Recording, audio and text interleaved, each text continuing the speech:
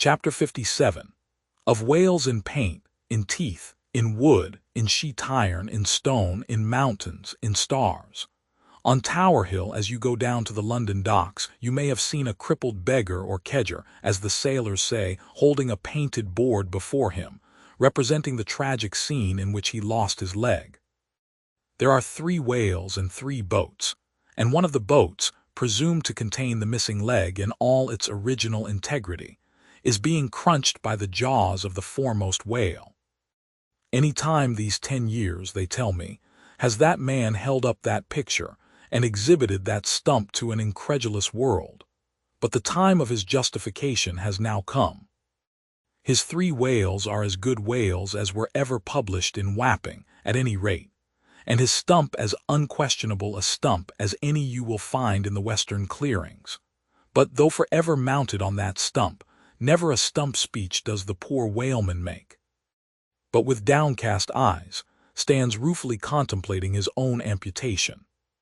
Throughout the Pacific, and also in Nantucket and New Bedford and Sag Harbor, you will come across lively sketches of whales and whaling scenes, graven by the fishermen themselves on sperm whale teeth, or ladies' busks wrought out of the right whale bone, and other like scrimshender articles, as the whalemen call the numerous little ingenious contrivances they elaborately carve out of the rough material in their hours of ocean leisure. Some of them have little boxes of dentistical-looking implements, specially intended for the scrimshendering business. But in general, they toil with their jackknives alone, and with that almost omnipotent tool of the sailor, they will turn you out anything you please in the way of a mariner's fancy. Long exile from Christendom and civilization inevitably restores a man to that condition in which God placed him, i.e., what is called savagery. Your true whale hunter is as much a savage as an Iroquois. I myself am a savage, owning no allegiance but to the king of the cannibals, and ready at any moment to rebel against him. Now, one of the peculiar characteristics of the savage in his domestic hours is his wonderful patience of industry.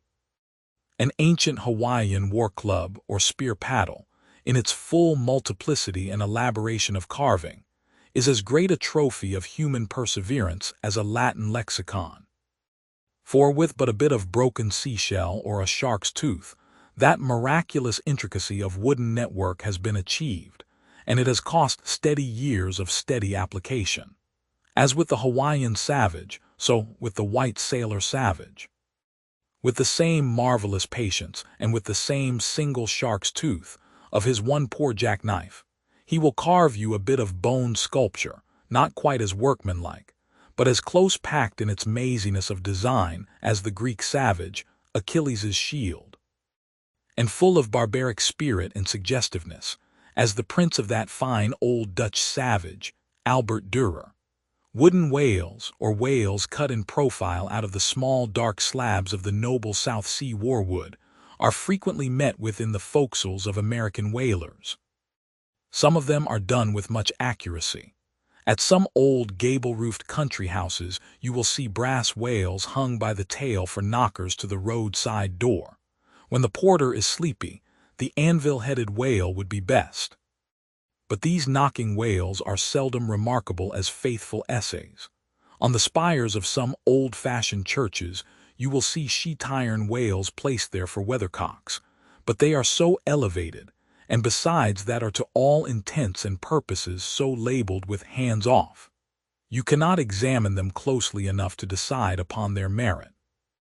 In bony, ribby regions of the earth, where at the base of high broken cliffs masses of rock lie strewn in fantastic groupings upon the plain, you will often discover images as of the petrified forms of the Leviathan partly merged in grass, which of a windy day breaks against them in a surf of green surges.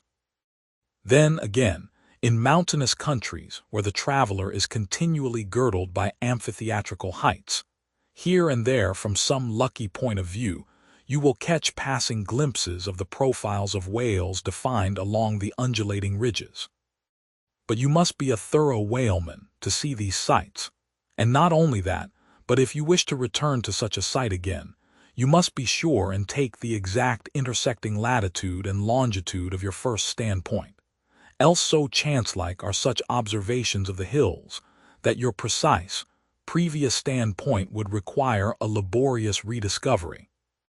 Like the Saloma Islands, which still remain incognita, though once high-ruffed Mendana trod them and old Figura chronicled them.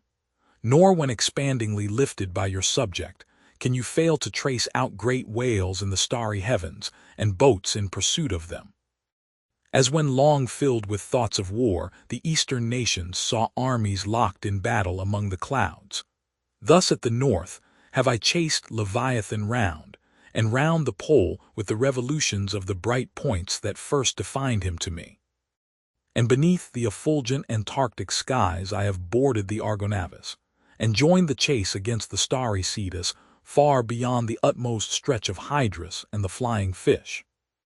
With a frigate's anchors for my bridle bits and fasces of harpoons for spurs, would I could mount that whale and leap the topmost skies, to see whether the fabled heavens with all their countless tents really lie encamped beyond my mortal sight.